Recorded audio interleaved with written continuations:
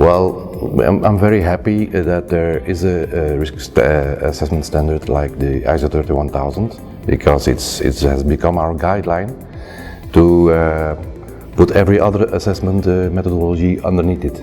So it's the perfect umbrella for us to put to categorize our work into a framework that exists. It has proven us very much value, because we are not only doing risk assessments, we're also specializing in several areas in solutions for risk assessment, for risk management. Like we are now specialized in security solutions. So the source of that is a criminal risk, but other areas are also available, and it all fits underneath the 31000 umbrella. And next to that, because the 31000 exists, we are creating software to do all that.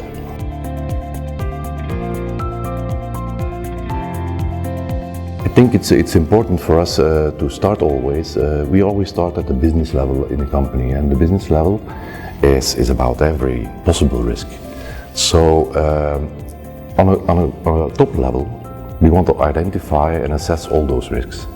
Once we have that, we are going to put them in categories and make sure that when you go deeper in assessing those risks, you do that in the fashion that that type of risk requires.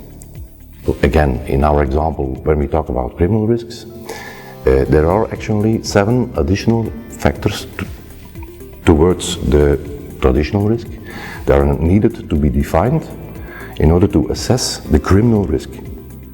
Again, in order to find the suited solution to solve or to mitigate that risk. So in other areas, there are other factors and criteria that will play a role, and that's exactly what we are trying to put in the software. So in the end, we will be able to measure the return on investment, not only on security investment, which we already can, but also on all the other types of risks.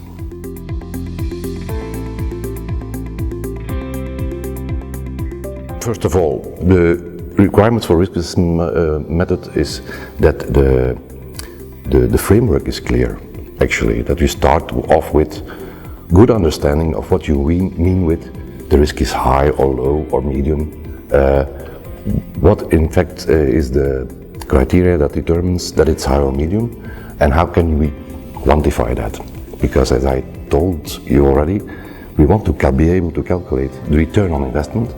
So we need the investment amount in the mitigation of the risk compared with the actual risk that exists in quantity, and after that, after the mitigation measures, we want to be able to calculate the residual risk so that we can prove to top management the actions we have been doing, the investments you have been deciding upon based upon the risk assessment priorities are actually bringing you back a return.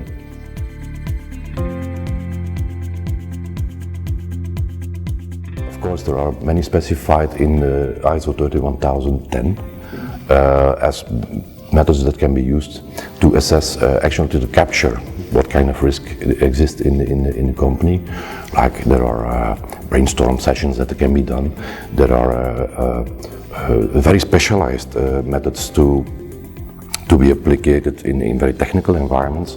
What we mostly do is talk to as many people as we can that have a stake in the whole story of risk assessment and risk management. So understanding the organization is the first thing you need to do, and so understanding the processes and trying to determine the level of risk that exists. What can be a threat to the objectives of the company or the substructures.